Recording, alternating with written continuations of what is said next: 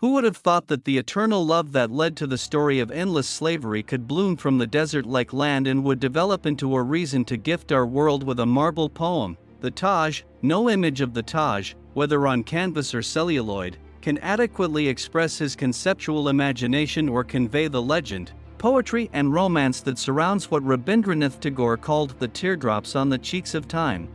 The Taj Mahal, a spectacle of white marble, unparalleled majesty, depicting the opulence of an era. The awe-inspiring structure, a monument to love that Mughal Emperor Shah Jahan gave to the world, stands as a testimony to his deep love for his wife, Mumtaz Mahal. It's a romance celebrated with marble and ennobled with precious and semi-precious stones, and that's the way to cherish it. Uttar Pradesh, the land of the Taj, is rich in cultural heritage and has always been a prominent political arena since ancient times. Agra, the city of the Taj and once the capital of the Mughal Empire in the 16th to early 18th centuries, is located close to the national capital New Delhi. Tourists from all over the world visit Agra on a pilgrimage to the Taj Mahal, India's most famous architectural wonder. In a land filled with temples and majestic buildings to remind visitors of the rich civilization of a country that slowly but surely elevated itself to become a rich nation of civilization. Industrial society too. Taj Mahal means crown palace and is actually the best preserved and most architecturally beautiful tomb in the world.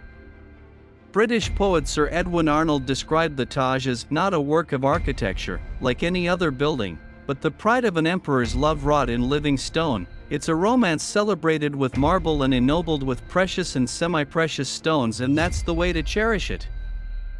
The Taj Mahal stands on the banks of the Yamuna River, which otherwise served as the greatest defense of the Great Red Fort of Agra, the seat of the Mughal emperors until they moved their capital to Delhi in 1637. It was built by the fifth Mughal emperor, Shah Jahan, in 1631 in memory of his third wife, but who is most beloved, was actually the sole mate of Mumtaz Mahal, a Persian Muslim princess. She died while accompanying her husband in Burhanpur on a campaign to crush the rebellion after giving birth to their 13th child. Her death so devastated the emperor that all his hair and beard were said to have turned as white as snow within a few months. When Mumtaz Mahal was alive, he obtained 4 promises from the emperor. First, that he would build the Taj. Second, he must remarry. Thirdly, that he should be kind to their children. And fourth, he visited the grave on the anniversary of his death. However, poor health and being placed under house arrest by his own son and successor to the throne, Aurangzeb, prevented him from continuing to fulfill his last promise. The Taj stands on a tall red sandstone base, surmounted by a large white marble terrace surmounted by the famous dome flanked by 4 tapered minarets. Inside the dome there is a cenotaph of the queen encrusted with jewels. So exquisite was the craftsmanship of the Taj that it was described as designed by giants and finished by jewelers. The only asymmetrical object in the Taj is the emperor's coffin, which was built next to the queen's as an afterthought. Legend has it that during his 8 years of illness and imprisonment, Shah Jahan used to view Taj lying in bed through a diamond mounted on the front wall at a certain angle, as a tribute to a woman of exotic beauty and as a monument to a love story, which keeps us engrossed even as we read these pages here. Truly an eternal love story that has no end, yet Taj reveals its subtlety to the beholder. The rectangular base of the Taj itself is a symbol of the various sides of looking at a beautiful woman. The main gate is like a veil on a woman's face, which should be opened carefully, gently, and without haste on the wedding night.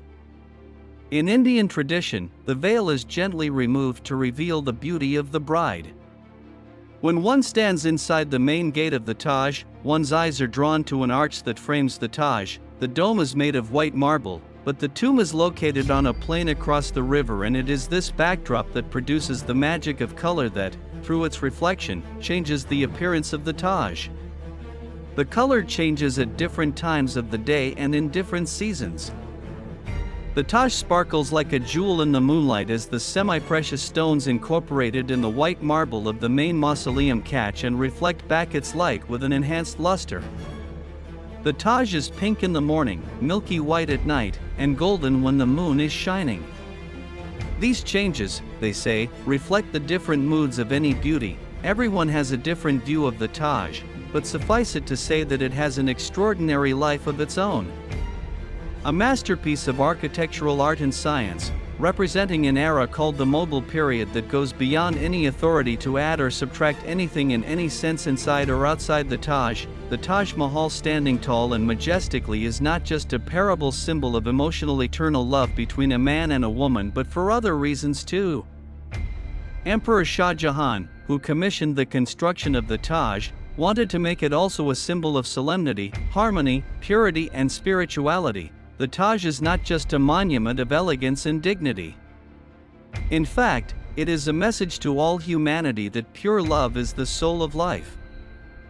The Taj is a reminder to all humanity about the universally accepted but not so well established concept of love, peace, the nature of heaven, free from racial conflicts and important geographical boundaries to be solemnly observed.